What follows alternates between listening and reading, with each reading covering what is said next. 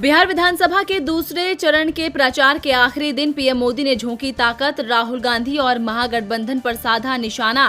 कहा, आज बिहार के सामने डबल इंजन की सरकार है तो दूसरी तरफ डबल युवराज भी हैं। डबल युवराज अपने अपने सिंहासन को बचाने की लड़ाई लड़ रहे हैं। भारत चीन सीमा विवाद के बीच विदेश मंत्री एस जयशंकर का बयान। कहा, भारत और चीन के बीच संबंध गंभीर तनाव में हैं। समान चुनौतियों ने 3 दशकों तक कायम रखी शांति, अन्य क्षेत्रों में भी सहयोग के विस्तार को आधार प्रदान किया। बिहार चुनाव के दूसरे चरण में जुबानी जंग जारी। आरजेडी नेता तेजस्वी यादव ने मुख्यमंत्री नीतीश कुमार पर साधा निशाना। कहा, खुद 70 से ज्यादा के हो गए हैं, 50 साल में रिटायरमेंट की करते हैं बात। बिहार की जनता उन्हें करेगी रिटायर। हमारी सरकार बनेगी तो रिटायरमेंट की उम्र को बढ़ाएंगे। बिहार में आरएलएसपी प्रमुख उपेंद्र कुशवाहा का दावा। कहा, बिहार में आरजेडी और बीजेपी की बनेगी सरकार। 10 नवंबर के बाद बीजेपी के साथ मिलकर सरकार बनाएंगे तेजस्वी।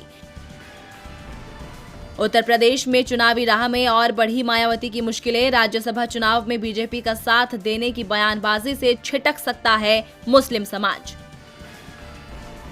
उत्तर प्रदेश विधानसभा की 7 सीटों पर होने वाले उपचुनाव के लिए आज थम जाएगा चुनाव प्रचार। प्रचार के आखिरी दिन तमाम दलों ने झोंकी ताकत। 3 नवंबर को होगा मतदान, 10 नवंबर को आएंगे परिणाम। मध्य प्रदेश उपचुनाव में कमलनाथ के बाद इमरती देवी पर चला चुनाव आयोग का चाबुक। विवादित बयान को लेकर चुनाव आयोग ने इमरती देवी के प्रचार पर लगाया बैन। राज्य में आज थम जाएगा चुनाव प्रचार। यूपी के फरीदाबाद के निकिता मर्डर केस को लेकर बुलाई गई महापंचायत के बाद भीड़ का हंगामा। महापंचायत के बाद सड़क पर उतरे प्रदर्शनकारी, पुलिस ने किया लाठीचार्ज। देश में आज से शुरू हुआ अनलॉक का 6वां दौर। दिल्ली में फिर से शुरू हुआ बसों का सफर। मुंबई में 610 लोकल ट्रेनें और गोवा में 50% क्षमता के साथ खुलेंगे कसिनो। वैष्णो देवी में भी अब हर रोज 15,000 श्रद्धालु कर सकेंगे दर्शन। तमिलनाडु में 16 नवंबर से खोले जाएंगे स्कूल, 10 नवंबर से खोले जाएंगे जिम और सिनेमा घर। राज्य सरकार ने जारी की गाइडलाइंस।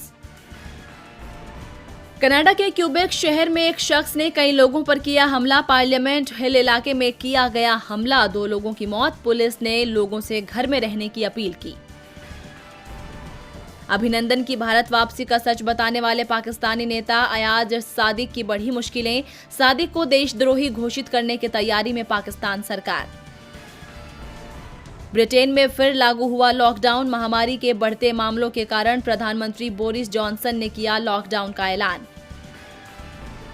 फिलीपींस में दुनिया के सबसे ताकतवर तूफान गोनी ने मचाया कहर। 225 किलोमीटर प्रति घंटे की रफ्तार से चल रही हैं हवाएं। 310 किलोमीटर प्रति घंटे की रफ्तार तक जाने का है अनुमान। तूफान में अब तक 4 की जा चुकी है जान। प्राइवेट सेक्टर के दिग्गज बैंक आईसीआईसीआई बैंक के मुनाफे में आया जबरदस्त उछाल। 30 नवंबर को खत्म दूसरी तिमाही में बैंक को हुआ 4,251 करोड़ रुपए का मुनाफा। पिछले साल बैंक को सिर्फ 654 करोड़ रुपए का मुनाफा हुआ था। भारत में ई-कॉमर्स प्लेटफॉर्म ऑपरेट करने वाली विदेशी कंपनियों के लिए अब जरूरी होगा पैन कार्ड। इक्वलाइजेशन लेवी देने के नजरिए से लिया गया फैसला। बिग बॉस सीजन 14 में राहुल वैद्य के नेपोटिज्म के बयान पर सलमान खान ने दिया शाहरुख और अक्षय का उदाहरण।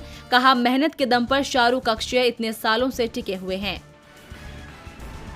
बॉलीवुड एक्टर आयुष्मान खुराना ने वेडिंग एनिवर्सरी पर बीवी ताहिरा कश्यप को खास अंदाज में किया विश। आयुष्मान ने ताहिरा की तस्वीर शेयर कर दी शादी की सालगिरह की शुभकामनाएं।